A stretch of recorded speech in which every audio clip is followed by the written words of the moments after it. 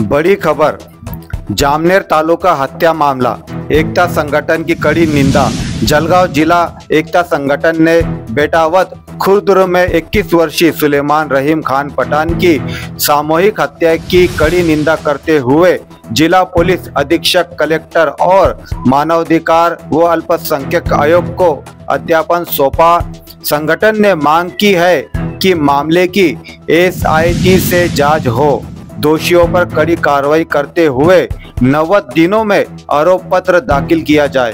पीड़ित परिवार को 25 लाख रुपए की आर्थिक सहायता और एक सदस्य को सरकारी नौकरी दी जाए। साथ ही गांव में पुलिस सुरक्षा बढ़ाई जाए और धार्मिक सद्भाव के लिए ठोस कदम उठाए जाए। प्रशासन को चेतावनी दी गई है कि न्याय न मिलने पर आंदोलन किया जाएगा।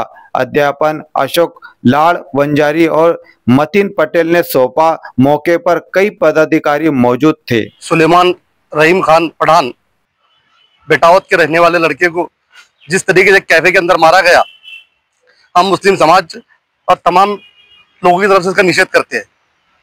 इससे पहले भी हमने कैफे के विरुद्ध आवाज उठाई है। पुलिस प्रशासन का ये अपयश है। कैफे बंद होने चाहिए और कैफे वालों पर कार्रवाई होनी चाहिए। इसके लिए हमने आज SP ऑफिस में आकर नकाते साहब को एक निवेदन दिया की दोषी पर कडक से कडक कारवाई की जाए। काल जामनेर येथील जी घटना झाली, कॅफे मध्ये बसल्यावर एका मुस्लिम अल्पसंख्याक समाजाच्या मुलाला बेदम मारहाण करून त्याचा मृत्युमुखी पडलेले आहे। त्या मृत्युमुखी पडताना समाजातील तो एक गरीब आणि होतकरू मजूर सारखा काम करणारा अल्पसंख्याक समाजातील एक कार्यकर्ता होता। अशा कार्यकर्त्याला बेदम मारहाण करून जामनेरमध्ये काही गुंड प्रवृत्तीच्या लोकांनी मारहाण केली, त्याचा मृत्यू झाला। पोलीस प्रशासनाच्या भेटून आम्ही आज पोलीस अधीक्षकांना निवेदन दिलं की त्यात काही प्रकार मोका सारखे गुन्हा दाखल करून त्यांना मोका लावण्यात यावा आणि जे आरोपी असतील त्यांना लवकरात अटक करून त्यांच्यावर योग्य ती कारवाई करावी अशी आम्ही SP साहेबांकडे मागणी केलेली आहे।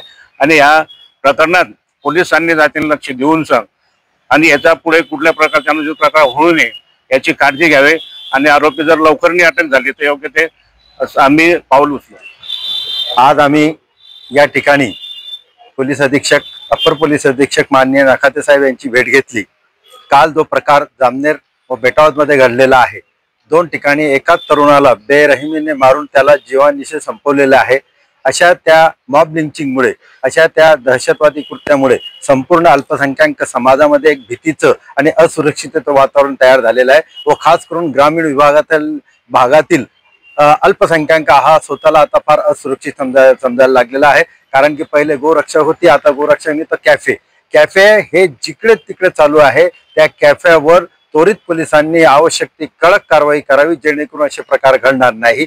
आम्ही पुढे जाऊन एक पाऊल म्हणतो की कॅफेमध्ये जर तो तरुणी सोबत काही बोलत असेल, करत असेल तर त्याची शिक्षा देण्याचा हक्क या लोकांना नव्हता। त्यांना त्यांच्या विरोधात काही तक्रार द्यायची होती तर शेजारीच पोलीस स्टेशन होता, शेजारी पोलीस स्टेशनला जाऊन तक्रार द्यायला पाहिजे होती। त्यांनी न देता इव्हन आमचं तर सगळ्यात महत्त्वाचा आरोपी तो कॅफे धारक सुद्धा आहे।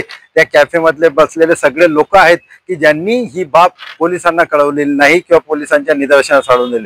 एवढेच नव्हे तर यांची हिंमत इतकी वाढली की ते त्यांच्या गावात जाऊन तिथून 20 किलोमीटर तिथे जाऊन त्याला जीवेनिशी ठार मारले आणि एवढ्यावरच थांबले नाही तर त्याचे वडील, त्याची आई, त्याची बहीण जिचं सिझर ऑपरेशन झालेलं आहे तिलाही त्यांनी त्या ठिकाणी मारहाण केलेली आहे आणि आपलं दहशतवादी कृत्य त्यांनी सिद्ध करून दिलेलं आहे। अशा या जातीवादी, या स्वतःला समजणारे की आम्ही एका समाजाचे ठेकेदार आहोत, त्याच्यामुळे त्यांच्यावर कारवाई होणे आवश्यक। आणि सर्वात महत्त्वाचं म्हणजे त्या ठिकाणी त्या लोकांचं म्हणणं आहे की या ठिकाणी जसं देशमुखची हत्या झालेली होती आणि एक आका त्या ठिकाणी बसलेला होता, त्याचप्रमाणे तिथे एक कोणीतरी आका आहे जो हे सगळं षडयंत्र चालवतो आहे। तर आमची आज प्रशासनाला मागणी आम्ही दिलेली आहे।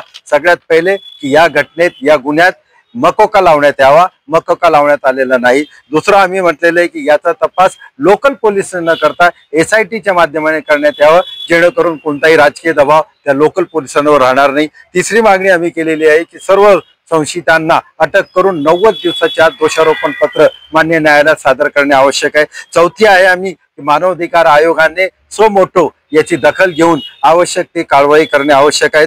सोबतच त्या गावात फक्त 4 ते 5 मुस्लिम समाजाचे घर आहे. त्या गावात कायदा व सुव्यवस्था तसेच साक्षीदारांवर दडपण येऊ नये म्हणून पोलिसांनी त्वरित योग्य ती कारवाई करणे आवश्यक आहे. आणि सर्वात महत्त्वाचं की आजही आताही या क्षणी सुद्धा काही रील्स काही स्टेटस असे काही आमचे लोक करताय आणि ते घाबरत आहे की हम फिर आएंगे हम फिर ऐसे करेंगे. तर आम्ही आज पोलीस अधीक्षकांना त्यांचे काही फोटो त्यांचे काही रील्स त्यांचे काही स्टेटस दिलेले आहेत की या लोकांवर त्वरित कारवाई होणे आवश्यक आहे. अन्यथा जर आपण कारवाई नाही केली तर आम्हाला रस्त्यावर उतरावं लागेल. आम्हाला तीव्र स्वरूपाचे आंदोलन करावे लागेल व कायदा व सुव्यवस्थेचा प्रश्न निर्माण झाला त्या सर्वस्वी पोलीस प्रशासन जबाबदार राहील. एवढं सांगतो. धन्यवाद.